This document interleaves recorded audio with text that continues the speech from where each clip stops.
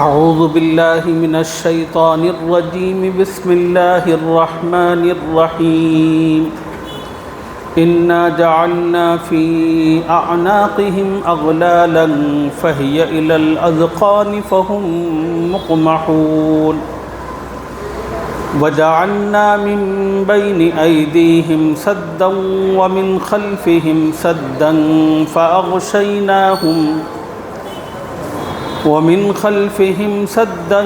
فأغشيناهم فهم لا يبصرون وسواء عليهم أأنذرتهم أم لم تنذرهم لا يؤمنون إنما تنذر من اتبع الذكر وخشي الرحمن بالغيب فبشره بمغفرة وأجر كريم إنا نحن نحيي الموتى ونكتب ما قدموا وآثارهم وكل شيء أحصيناه في إمام مبين صدق الله العظيم.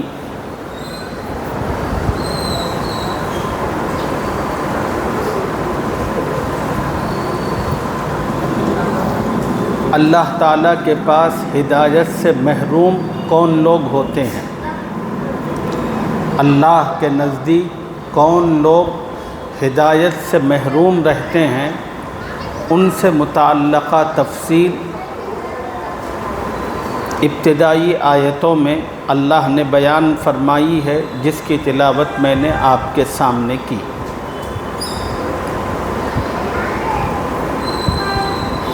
انا جعلنا فی اعناقهم اغلالا فہی الی الاذقان فهم مقمحون، بے شک ہم نے ان کی گردنوں میں طوق ڈال رکھے ہیں، بس وہ ٹھوڑیوں تک پھنسے ہوئے ہیں اور ان کے سر اوپر کو اُلل رہے ہیں.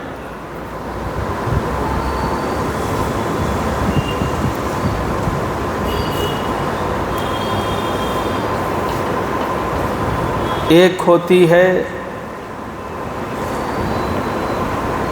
بیڑی جو پیروں کے اندر پہنائی جاتی ہے، دوسری ہوتی ہے ہتھکڑی جو ہاتھوں میں ڈالی جاتی ہے، اور تیسرا ہوتا ہے طوق. یعنی آپ نے کہیں دیکھا ہوگا کہ جسم میں زنجیریں پہنائی جاتی ہیں اور بالکل اس کا اوپر کا جو حصہ ہوتا ہے وہ گلے میں ہوتا ہے، گول شکل میں. اسی کو طوق کہتے ہیں. قرآن کی اس آیت میں اللہ تعالیٰ جو مضمون سمجھا رہے ہیں اس کو سمجھنے کی ضرورت ہے.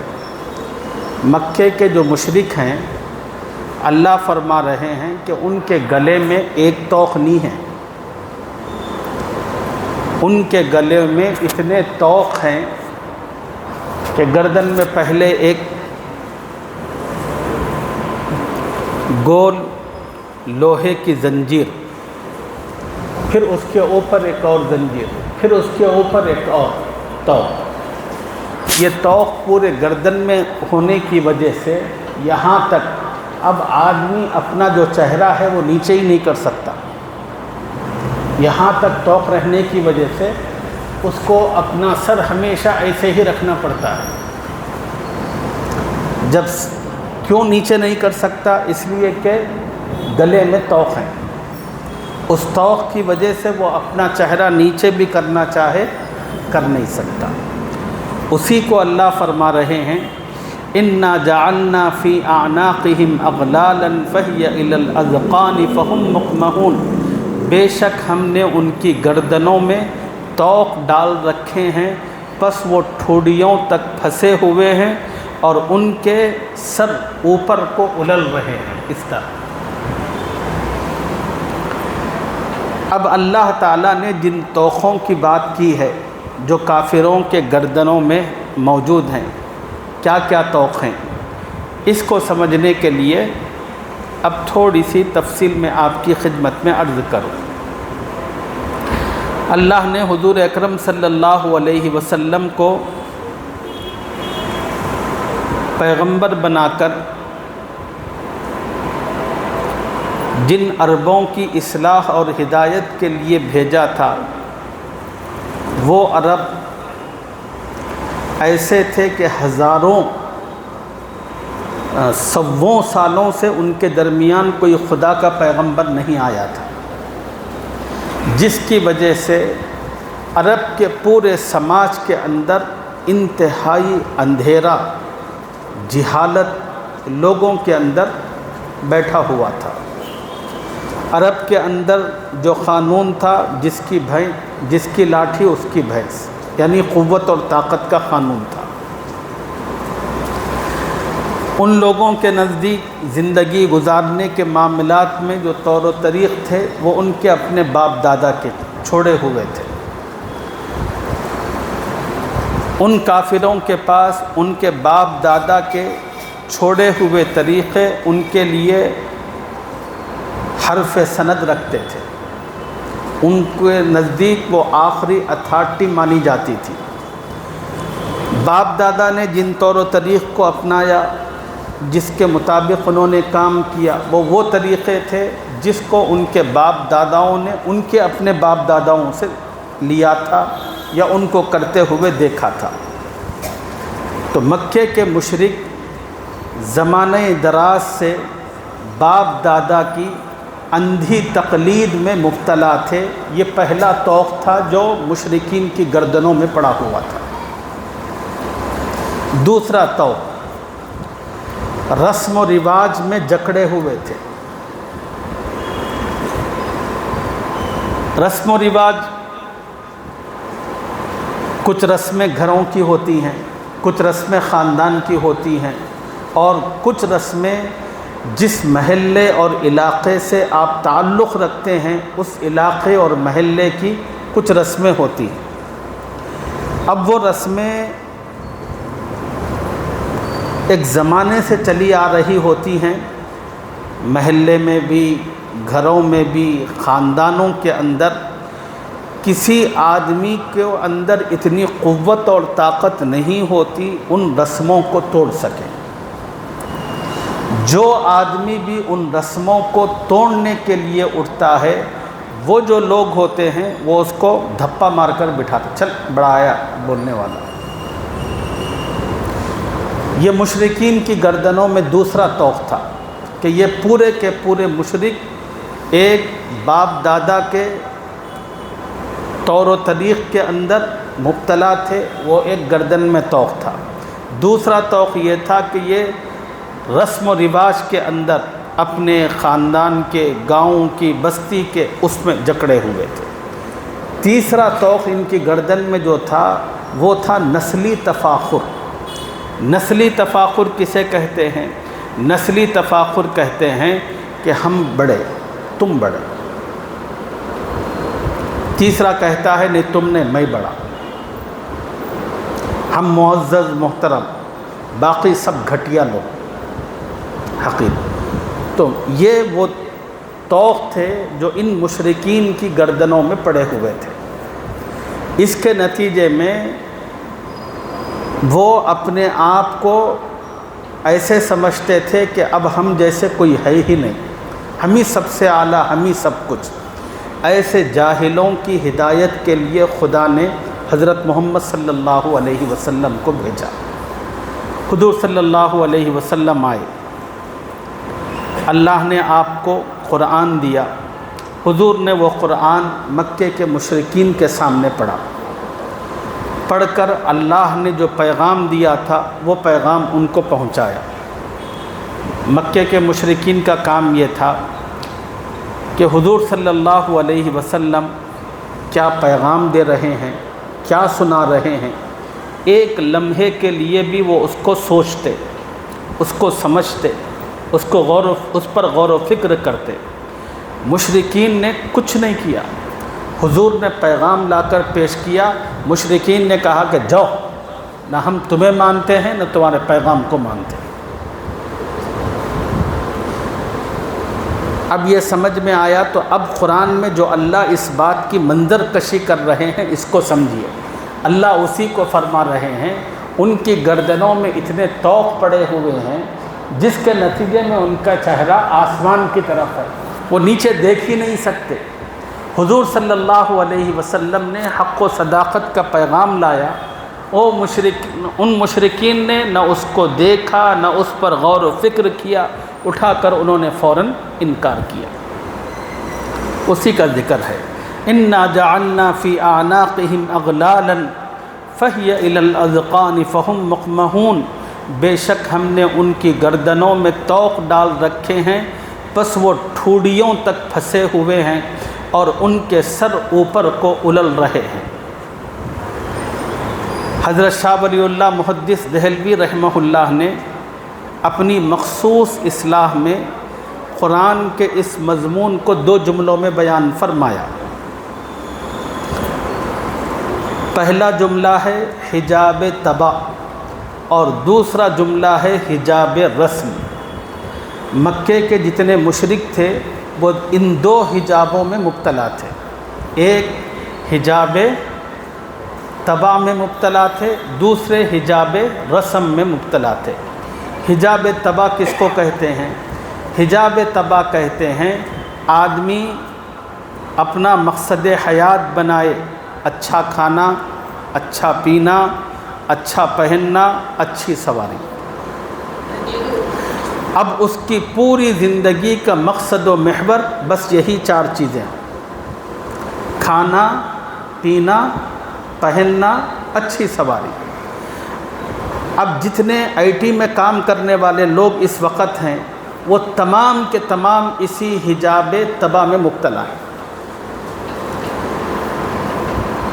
ان کو شروع سے پیدا ہونے سے لے کر ان کے ماں باپ نے محنت کی اس بات پر کہ اچھا پڑھنا ہے، اچھا پڑھنا ہے۔ کیوں اچھا پڑھنا ہے؟ اس لیے اچھا پڑھنا ہے کہ اگر اچھا پڑھیں گے تو اچھی نوکری ملے گی، اور اچھی نوکری ملے گی تو اچھا رہنا ملے گا، اچھا کھانا ملے گا، اچھا پہننا ملے گا، اچھی سواری ملے گی۔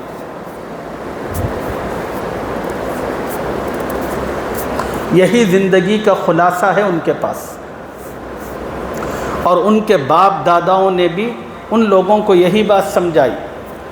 میں نے ایک مثال دی آئی ٹی فیلڈ کی، ورنہ دنیا کے جتنے فیلڈ ہیں سب یہی کام ہے۔ اب آدمی کام شروع کرتا ہے، کام شروع کرنے کے بعد اچھا کھانا، اچھا پہننا، اچھا رہنا ملتا ہے، اچھی سواری۔ اب ان لوگوں نے اس گرداب سے ان کو باہر نہ نکالنے کے لیے اب اچھے پہننے میں بھی قیمتی کپڑے۔ اب آدمی ایک کپڑا پہن لیا، اب کہتا ہے ارے یہ کیا کپڑا، سی ایم کمپنی کا جو کپڑا ہے وہ اس کی بات ہی الگ ہے۔ اب اس کی مزید اب جستجو محنت، وہ سی ایم کمپنی کا کپڑا پہن، جب وہ پہن لیا تو پھر اس کے سامنے پیش کیا جاتا ہے ارے یہ بیکار کمپنی، اصل کمپنی ہے رحمان، اس کا کپڑا۔ تو یہ جتنے آئی ٹی میں کام کرنے والے لوگ ہیں، ایک کمپنی میں چند سال کام کرتے، پھر چند مہینے کام کیا، چند سال کام کیا، اس کا ایکسپیرینس لے کر پھر دوسری کمپنی کو جوائن کرتے۔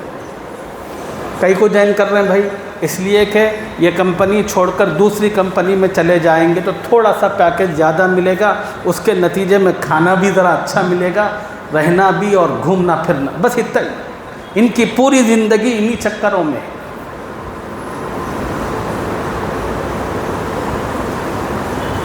اس سے باہر نہ ان کی سوچ ہے نہ فکر ہے، اور ان کی ساری محنت کا محور یہی ہے۔ اسی کو حضرت شاہ ولی اللہ محدث دہلوی نے فرمایا یہ سب کے سب حجاب طبع میں مبتلا ہے۔ مکے کے مشرکین بھی پر کے ان کی عقلوں پر بھی یہی پردہ پڑا ہوا تھا۔ دوسرا حجاب رسم، جب آدمی اچھا کھانا، اچھا پہننا، اچھی سواری، اگر اس مرحلے سے کبھی باہر نکلنے کا اس کو موقع ملتا ہے تو پھر وہ اپنے سماج کو، اپنے اطراف و اکناف کو، اپنے گھر کو، اپنے خاندان کو دیکھتا ہے۔ اب پھر دیکھتا ہے کہ بھئی لوگ کیا کر رہے ہیں، سماج کے اندر کیا ٹرینڈ چل رہا ہے، محلے کے اندر لوگ کیا کر رہے ہیں۔ اب وہ دیکھتا ہے کہ لوگ نام و نمود کے پیچھے لگے ہوئے ہیں، اپنے نام و نمود کے اظہار کے لیے لوگوں نے اس وقت شادیوں کو ایک ذریعہ بنایا ہوا ہے اپنی حیثیت دکھانے کے لیے، اور سماج کو کے اندر وہ شخص سب سے زیادہ پیسے والا سمجھا جاتا ہے جس کی شادی سب سے اچھی ہو۔ اب اس کے اندر ہر آدمی کے اندر یہ دوڑ لگی ہوئی ہے کہ پورے سماج کے اندر، ہماری اپنی سوسائٹی علاقے کے اندر یہ باور کروایا جائے، یہ باور ہو لوگوں کو کہ میں سب سے زیادہ پیسے والا ہوں۔ اب ان ایک فنکشن ہال لیا تو ان اس سے آگے کا جا رہا، اور تیسرا آدمی ہے تو ان اس سے آگے کا جا رہا۔ اچھا، ان شادی میں کتنے آئٹم کھلایا تو دوسرا آدمی اپنی حیثیت منوانے کے لیے اس سے بڑھ کے آئٹم، ہر چیز کے اندر ریس لگی ہوئی ہے۔ نہ کسی کو سچائی کا، حق کا پتہ ہے، نہ خدا کا، رسول، یہ سب چیزیں بہت پیچھے کہیں گم ہو گئی۔ اب پوری زندگی کا مقصد و محور اچھا کھانا، اچھا پہننا، اگر اس سے ذرا باہر نکل گئے تو اپنے فخر و غرور کے لیے، نمود و نمائش کے لیے جو کچھ ہو رہا ہے اس کے پیچھے لگنا، وہی جیسا سب لوگ کر رہے ہیں ویسے اب ہم بھی کرنا۔ آج سماج کے اندر اچھی حیثیت دکھانے کے لیے دوسری علامتی چیز جو ہے وہ ہے مکان بنانا۔ اب ہر آدمی کو دیکھیے، پہلے مکان جو ہوتے تھے وہ رہائش کے لیے ہوتے تھے، اب اس مکان کے اندر ایسی ایسی چیزیں، ایجادات ہو گئی کہ آدمی کا دماغ کام نہیں کرتا۔ ایک صاحب کے بارے میں نے سنا، ہائی ٹیک سٹی کے پاس انہوں نے ایک فلیٹ بک کیا تقریباً 2.5 کروڑ کا، اور اس کو بنانے کے لیے جو پیسہ لگایا وہ 4.5 کروڑ کا۔ اب آپ سوچئے، وہ 2-3 کمرے کے فلیٹ پر انہوں نے اس کو آراستہ کرنے کے لیے جو پیسہ انویسٹ کیا اس کو 4.5 کروڑ۔ ابھی ہمارے ایک مسلی ہیں، یہ کیا ہے، برج کچھ ہے نا اپارٹمنٹ، ہاں، وہاں پر لے گئے تھے مجھے ایک صاحب،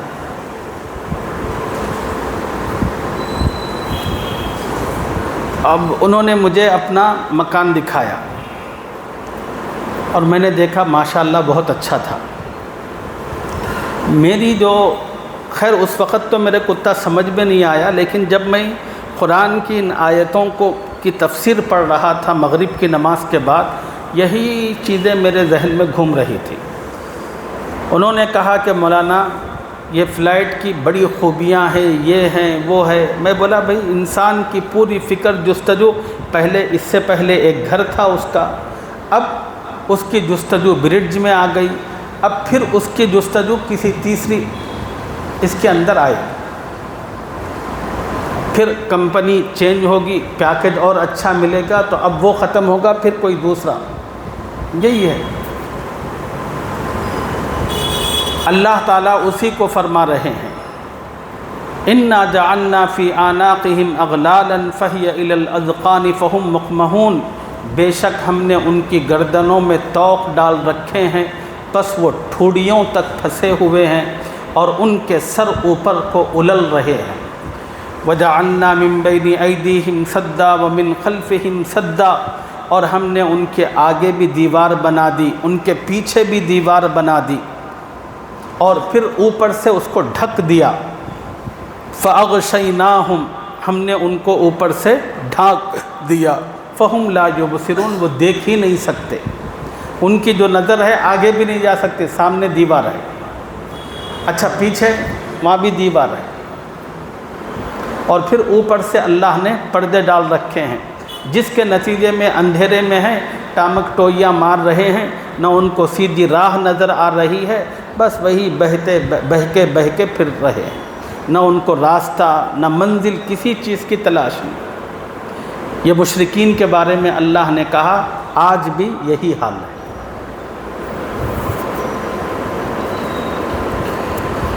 اب جو لوگ ان فکروں کے ہوں، اس قسم کے رسم و رواج میں جکڑے ہوئے ہوں، جن کا مقصد زندگی کھانا پینا، بچے پیدا کرنا، عیش و عشرت کرنا یہ ہے اور کچھ نہیں ہے، جو اس قسم کی طرز زندگی کے عادی ہوں، ان سے متعلق اللہ نے کہا وَسَوَاءٌ عَلَيْهِمْ أَأَنذَرْتَهُمْ أَمْ لَمْ تُنذِرْهُمْ لَا يُؤْمِنُونَ۔ اے نبی، اس خماش اور اس فطرت کے جو لوگ ہوں گے، آپ ان کو ڈرائیں، کتنی بھی محنت ان پر کریں، یہ ہرگز ایمان نہیں لائیں گے، اس لیے کہ ان کا مقصد زندگی کھانا ہے، ان کا مقصد زندگی اچھا پہننا ہے، ان کا مقصد زندگی اچھا اوڑھنا ہے، ان کا مقصد زندگی اچھی کار ہے، اچھی سواری ہے۔ پھر یہاں سے نکلتے ہیں تو پھر رسم و رواج ہے۔ اب جو لوگ ان قسم کی چیزوں میں، خرافات میں مبتلا ہو، اے نبی وہ لوگ آپ کی بات نہیں سنیں گے۔ اور اس زمانے میں بھی نبی کے ساتھ بھی یہی تھا جو اللہ نے فیصلہ کیا، آج کے سماج میں بھی یہ ہے۔ اب جو لوگ اس قسم کے اس میں مبتلا ہیں، ان کو بولو بھائی اے مولانا، ان کو کیا بھائی دماغ نہیں، عقل نہیں، کچھ بھی نہیں آتا ہے لوگوں کو، اپنے آپ کو وہ سب سے زیادہ چالاک، اپنے کو سب سے زیادہ ہوشیار، اور ان کی کامیابی و کامرانی بس یہی چیزیں ہیں جس کو وہ سمجھتے ہیں۔ اسی کو اللہ نے فرمایا، نہ اس زمانے میں ان لوگوں کو ہدایت ملی، نہ آج کے زمانے میں ایسے لوگوں کو ہدایت ملے گی۔ اب ہدایت پھر کس کو ملے گی، اس کا ذکر ہے، انما تنذر من اتبع الذکر وخشی الرحمن بالغیب۔ ہدایت تو صرف اسی شخص کو ہے، اے نبی آپ اسی شخص کو ڈرا سکتے ہو جو نصیحت پر چلے، جو نصیحت سنے، جس آدمی کے اندر جستجو ہو حق کو جاننے کی، حق کو سمجھنے کی، حق کو پانے کی اور حق پر عمل کرنے کا، جس کے اندر کچھ نہ کچھ جذبہ ہو، ایسے ہی آدمی کو اللہ ہدایت دیتے ہیں۔ جو آدمی ہدایت ہی نہیں چاہتا، خدا کو کیا ضرورت پڑی اس کو ہدایت دینے کی، اللہ نہیں دیتے۔ قرآن مجید میں اسی بات کو ایک اور مقام پر اللہ نے کہا والذین جاہدوا فینا لنہدینہم سبلنا۔ جو لوگ حق کو پانے کے لیے جستجو کرتے ہیں، حق کی تلاش کرتے ہیں، اس کے لیے بھاگ دوڑ کرتے ہیں اور معلوم کرتے ہیں کہ بھئی حق کہاں ملے گا، سچائی کے راستے کو ہم کہاں پا سکتے ہیں، کبھی اس کے پاس جاتے ہیں، کبھی اس کے پاس جاتے ہیں، کبھی اس سے پوچھتے ہیں، بے چینی کی کیفیت میں رہتے ہیں، ایسے لوگوں کو اللہ ہدایت دیتے ہیں۔ مسڈنوں کو اللہ کبھی ہدایت نہیں دیتے۔ آپ نے ایک واقعہ سنا، بہت مرتبہ سنا، اس واقعے کا پیغام کیا آپ نے کبھی سمجھا کہ بنی اسرائیل میں ایک آدمی تھا جس نے 99 قتل کیے تھے؟ سنا نہیں واقعہ آپ نے؟ ارے سنا نہیں سنا آپ نے؟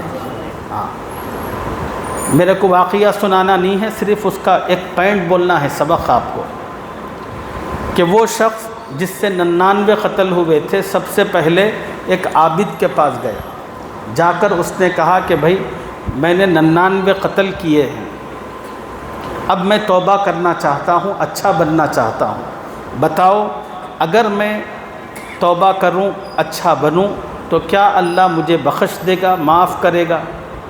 اس کا سوال تھا۔ عابد، اس کے پاس علم نہیں تھا، عبادت بہت تھی، اس نے اپنی جہالت کی وجہ سے اس شخص کو کہا تجھ جیسا ظالم آدمی کو کبھی اللہ معاف نہیں کرے گا، تو کس خوش فہمی میں مبتلا ہے؟ کیا تو اب توبہ کرے گا تو اللہ تجھے بخش دیں گے؟ اس کو آیا غصہ، 99 تو کر ہی چکا ہوں، چلو اس کو بھی نمٹا دو، اس کو بھی قتل کر دیا۔ پھر اس کے بعد وہ شخص ایک علم والے کے پاس گیا، اس کو طلب تھی، تڑپ تھی، ظالم بھی تھا لیکن اس کو ہدایت کی اور توبہ کی سچے راہ کی تلاش تھی۔ وہ لوگوں سے پوچھا ہوگا، لوگوں نے اس کو کسی اور کا ایڈریس دیا، وہ ان کے پاس گیا، جا کر کہا کہ بھئی میں اچھا بننا چاہتا ہوں، کیا کوئی گنجائش موجود ہے؟ کیا اللہ کی طرف سے کچھ معافی مل سکتی ہے؟ انہوں نے کہا کہ بھئی برابر معافی مل سکتی ہے، تیری توبہ برابر قبول ہو سکتی ہے، مگر ایک شرط ہے۔ اس نے فوراً بے چین ہو کر پوچھا کہ بتاؤ کیا شرط ہے؟ اس عالم دین نے کہا کہ تو جس بستی میں جن لوگوں کے درمیان اب رہتا ہے، وہ بستی وہ لوگ تجھے چھوڑنے پڑیں گے، چھوڑ کر ایک دوسری بستی کا انہوں نے ایڈریس دیا، اب تجھے اپنا باقی وقت اس دوسری بستی میں ان لوگوں کے درمیان گزارنا ہوگا۔ اب جن لوگوں کی بستی چھوڑنے کا حکم دیا تھا وہ وہی بستی تھی جہاں اس نے 99 قتل کیے تھے، اور جن لوگوں سے ہٹنے کا اور دور رکھنے کا انہوں نے اس کو مشورہ دیا تھا وہ وہی لوگ تھے جن کی صحبت میں رہ کر اس نے اتنے مرڈر کیے تھے۔ اب جہاں جانے کا اس عالم نے اس شخص کو مشورہ دیا تھا وہ نیک لوگوں کی بستی تھی، جن لوگوں میں رہنے کا حکم دیا تھا وہ لوگ تھے جو نیکی کے کاموں میں ایک دوسرے سے آگے بڑھنے کا جذبہ رکھتے تھے۔ ان کی سوچ یہ تھی کہ اگر یہ برے صحبت کو چھوڑے گا، بری بستی کو چھوڑ کر نیک لوگوں میں رہے گا تو پھر اس کی زندگی میں نیکی غالب آئے گی، اور پھر اس کی نیکیاں بڑھتی چلی جائیں گی، اور اتنی ہوں گی کہ ایک نہ ایک دن وہ نیکیاں اس کے گناہوں کو کم تر کر دیں گی، اور پھر اللہ اس کی بخشش کر دے گا۔ پھر وہ شخص اس بات کو قبول کیا، نکل پڑا۔ ہر انسان کی موت کا وقت کتنا ہے یہ اللہ ہی کو معلوم ہے۔ وہ شخص چلا، تھوڑی دور پہنچا تھا کہ اچانک 2 قسم کے فرشتے آئے روح قبض کرنے کے لیے۔ ایک جہنم کے فرشتے آئے، دوسرے جنت کے فرشتے آئے۔ اب یہ 2 فرشتوں میں فائٹنگ ہونے لگی۔ فائٹنگ اس بات کی تھی کہ اس کی روح کون قبض کرے گا۔ جہنم والے کہتے تھے کہ ہم نکالیں گے۔ کیوں؟ تو انہوں نے کہا کہ بھائی نہیں معلوم، 100 مرڈر کیا ہے، اس سے بڑا ظالم جلاد کون ہو سکتا ہے، اس کے لیے تو جہنم ہی لائق ہے۔ جنت کے فرشتے بھی موجود تھے، انہوں نے کہا کہ نہیں، اس کی روح تو ہم نکالیں گے۔ پوچھا کہ صاحب وہ کیوں؟ تو انہوں نے کہا اس لیے کہ یہ آدمی بے شک ظالم تھا، گنہگار تھا، مگر اس کے دل میں ایک سچی طلب اور تڑپ پیدا ہوئی تھی، وہ اپنی اصلاح کرنا چاہتا تھا، تو بس درمیان میں موت آ گئی، چونکہ اس نے ارادہ کر لیا تھا اب اس کی روح ہم نکالیں۔ مگر ان دونوں کی آپسی لڑائی ختم نہیں ہوئی۔ اب وہ دونوں فرشتے جنت و جہنم کے واپس اللہ کے پاس گئے اور جا کر کہا کہ اے اللہ، اب آپ بتائیے کہ اس کی روح کون نکالے۔ اللہ رب العزت نے جو فیصلہ فرمایا وہ یہ تھا، یہ شخص جہاں گرا ہے اس جگہ کو دیکھو، اس کے جسم سے اس جگہ کو ناپو جس بستی سے یہ نکلا اور جس بستی کی طرف یہ جا رہا ہے، اس کے جسم کا فاصلہ کس بستی کے زیادہ قریب ہے۔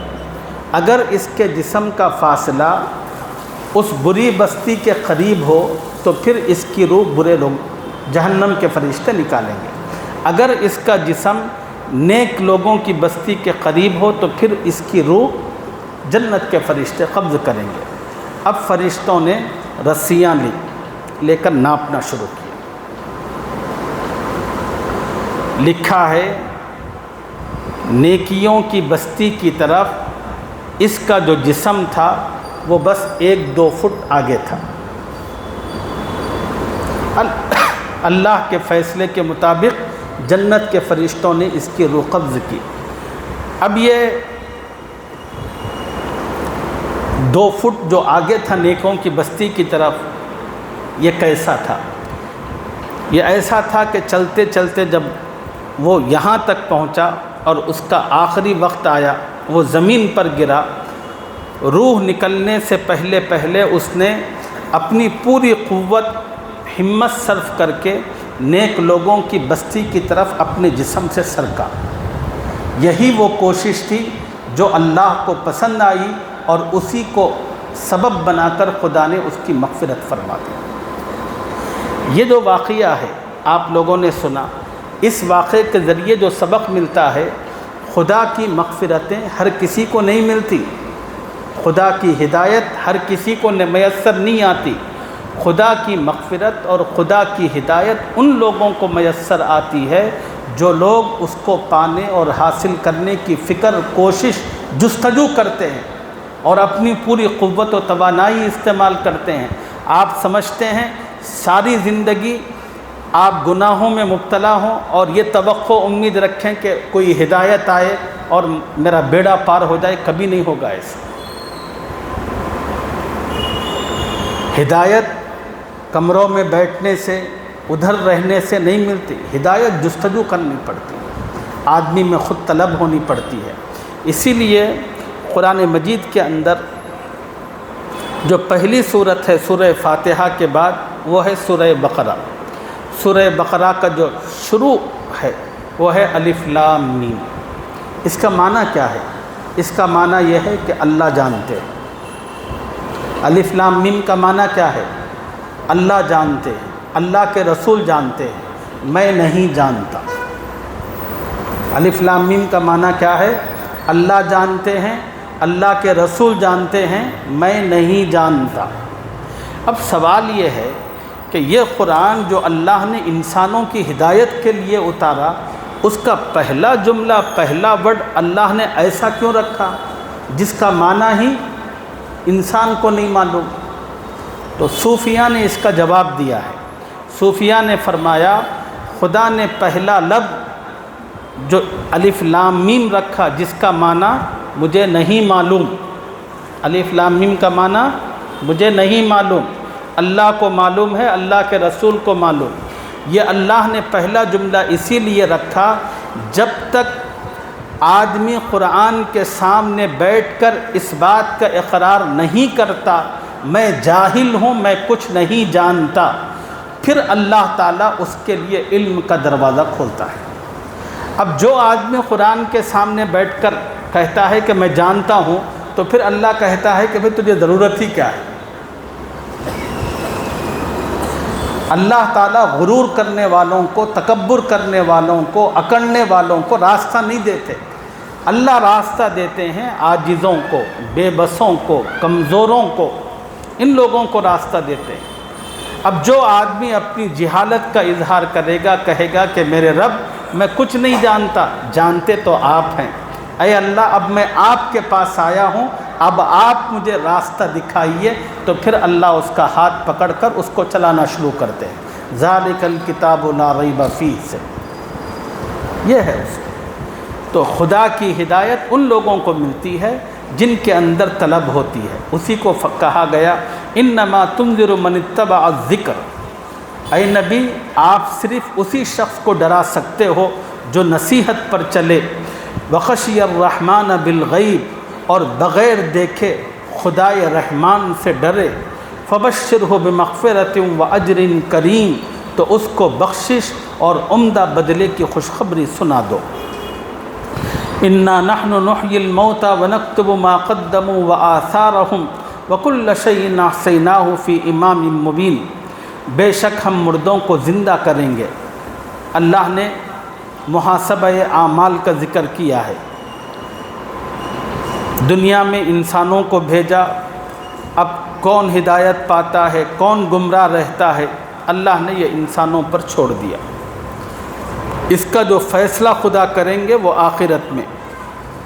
یہ بھی بڑی اہم تفصیل ہے، انشاءاللہ اگلے سبق میں اس تفصیل کو آپ کی خدمت میں عرض کریں گے۔ اللہ مجھے اور آپ کو قرآن کا صحیح فہم اپنے کرم سے عطا فرمائے، اور اللہ حجاب طبع اور حجاب رسوم سے ہم سب کی حفاظت کرے۔